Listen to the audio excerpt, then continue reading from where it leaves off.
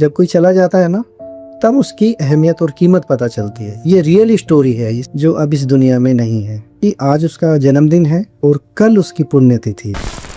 पिछले बार जब बर्थडे मनाया गया तो हम उसके साथ थे, और अगले दिन ही सुबह 7:30 बजे खबर आ गई कि दीपक को कुछ प्रॉब्लम है। और जाके देखा तो हमारे बिल्कुल होश उड़ गए। एक अटैक आया था, उसकी हालत बिल्कुल ठीक नहीं थी। वो लास्ट मोमेंट पे उसने गुरुदेव से खूब बातें करी, मेरे से भी बहुत बातें की कि सुधीर, जब बच्चों की शादी होगी तो हम खूब नाचेंगे। लेकिन ये नहीं बताता कि उसकी जीवन की यात्रा इतनी जल्दी और क्षणिक एकदम पूरी हो जाएगी। नमस्कार दोस्तों। बिछड़ा वो इस तरह से कि रुत ही बदल गई, एक शख्स पूरे शहर को वीरान कर गया। तो आज पूरा 1 साल हो गया वो हमारे साथ था। इसलिए मैंने ये टाइटल रखा है कि कहाँ पाऊँ तुझे। ये कहानी है दीपक की, मेरे छोटे भाई की, जो अब इस दुनिया में नहीं है। कमाल की बात है कि आज उसका जन्मदिन है और कल उसकी पुण्यतिथि है। पिछले साल तक हम दोनों एक साथ थे, खूब हंसी मजाक, एक दूसरे का बहुत रिगार्ड सम्मान, पूरा परिवार एक साथ इकट्ठा था। और देखते देखते एक ऐसा सिनारियो चेंज हुआ कि जो शब्दों में नहीं आ सकता है।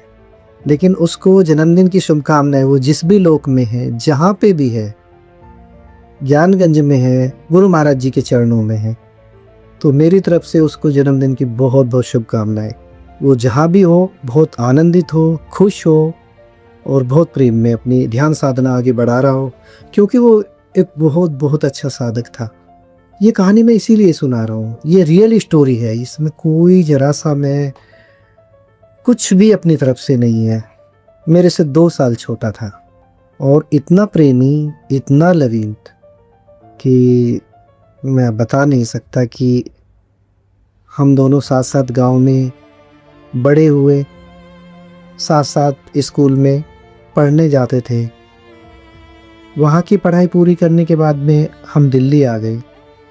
दिल्ली में एक ही स्कूल में पढ़े और ये स्थिति थी हम दोनों की। इतना प्रेम और इतना सम्मान था एक दूसरे का कि कोई तो हमें राम लक्ष्मण की जोड़ी बोलता था, कोई राम बलराम बोलता था, गुरुदेव हमें शर्मा बंधु, बेशरम शर्मा बंधु बोलते थे, क्योंकि दीपक बहुत हंसी मजाक करने वाला था। रामलीला में पाठ करता था, अक्षय कुमार बनता था, लक्ष्मण बनता था और बहुत बहुत एक्सट्रीम अच्छा गायकी, ओहो बड़ी कमाल की गायकी।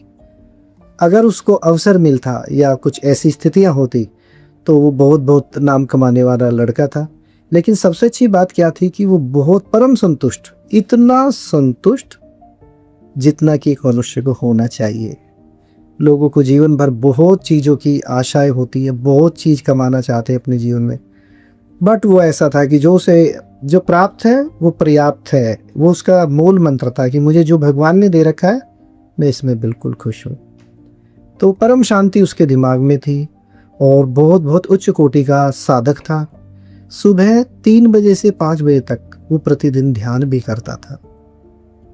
हाँ, उसकी थोड़ी कमजोरी थी, वो अपना खाना पीना एक थोड़ा सा जो आजकल के समय का है उससे उसने परहेज नहीं किया। But as a human being, my God.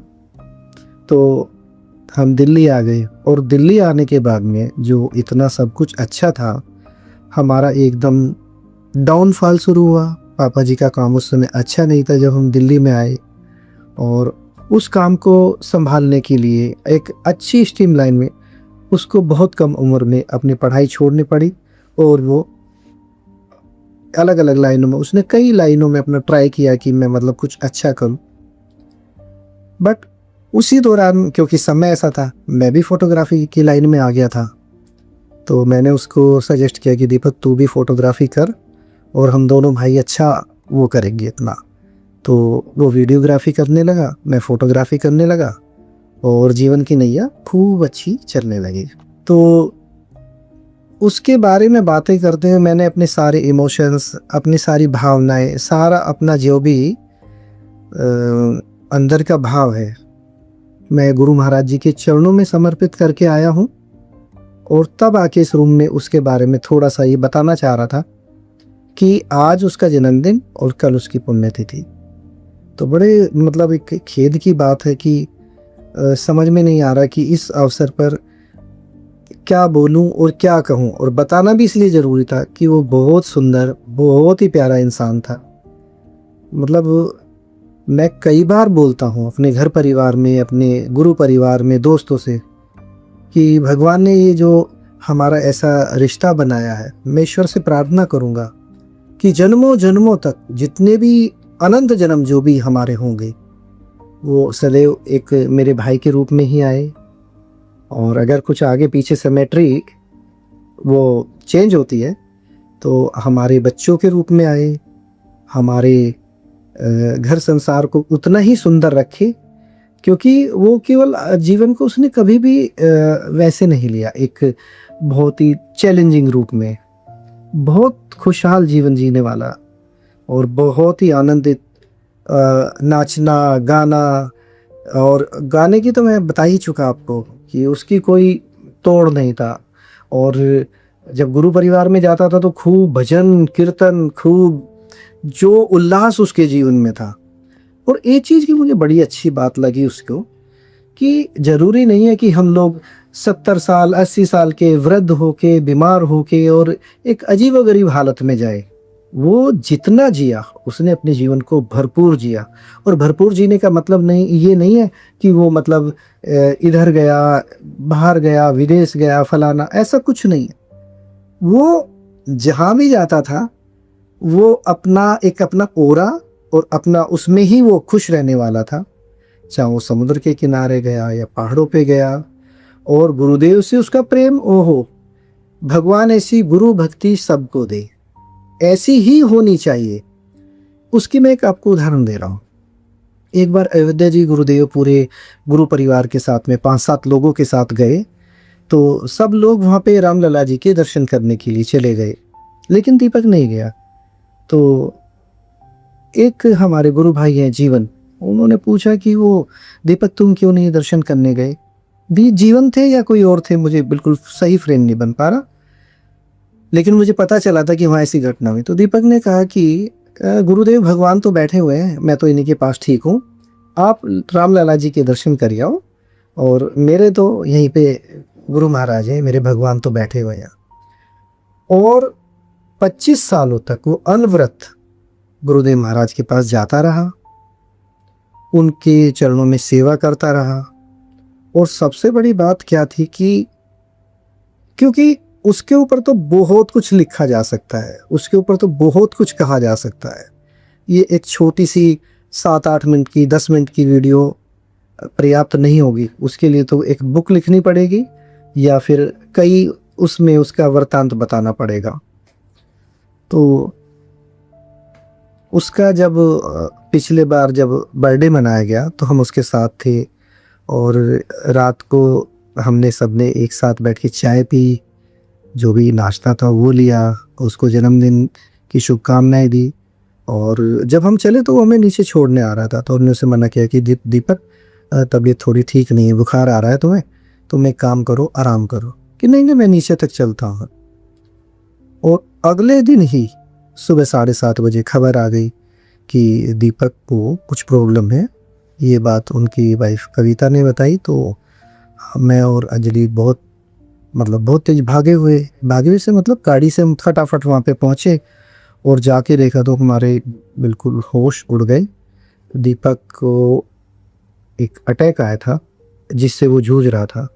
उसे तुरंत लेकर हम वहाँ पे गए, GTB hospital, GB Pant hospital, और वहाँ पे उसका ट्रीटमेंट चला। और बहुत कोशिश के बाद भी उसकी हालत बिल्कुल ठीक नहीं थी। और लास्ट मोमेंट पे कमाल की बात देखिए, ऐसी सदगति तो शायद ईश्वर साधु संतों को, योगी और जो बड़े बड़े उच्च कोटि के वो रहे होंगे उनको देते हैं, ऐसा मैंने सुना है।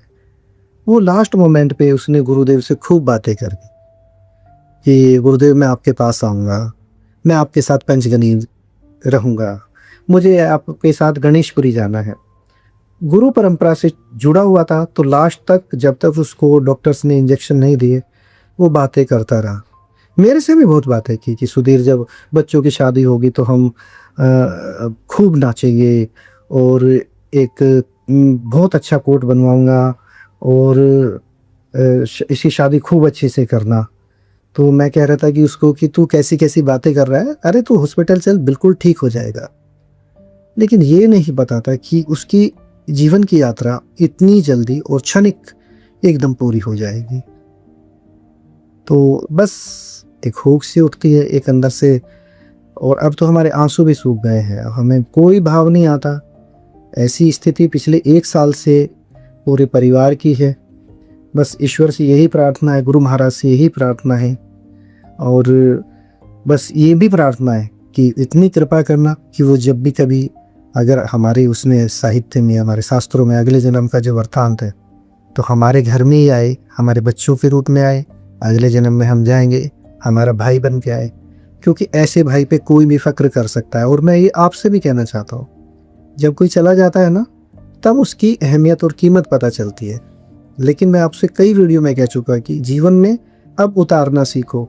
बहुत उपदेश, बहुत कहानियाँ, बहुत नैतिक बातें, सब कुछ बहुत सुनी जा रही हैं युगों युगों से, लंबे समय से, लेकिन जीवन में उतारोगे नहीं तो ये सब निरर्थक बातें हो जाती हैं। अपने भाई, अपनी बहन, अपने जो बड़े प्यारे रिश्ते होते हैं उनको संभाल के रखिए।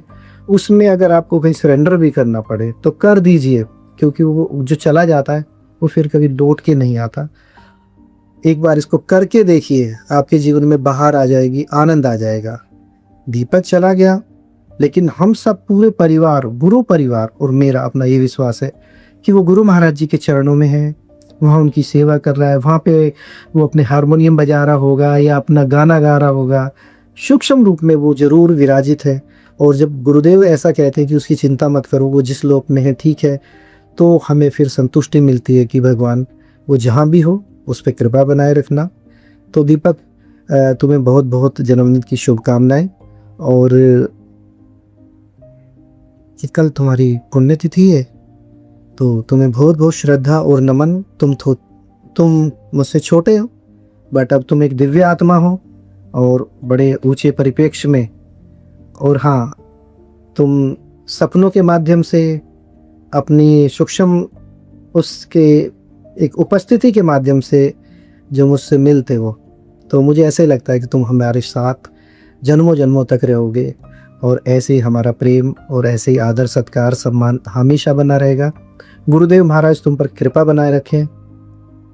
तुम्हें जन्मदिन की बहुत बहुत शुभकामनाएं। God bless you.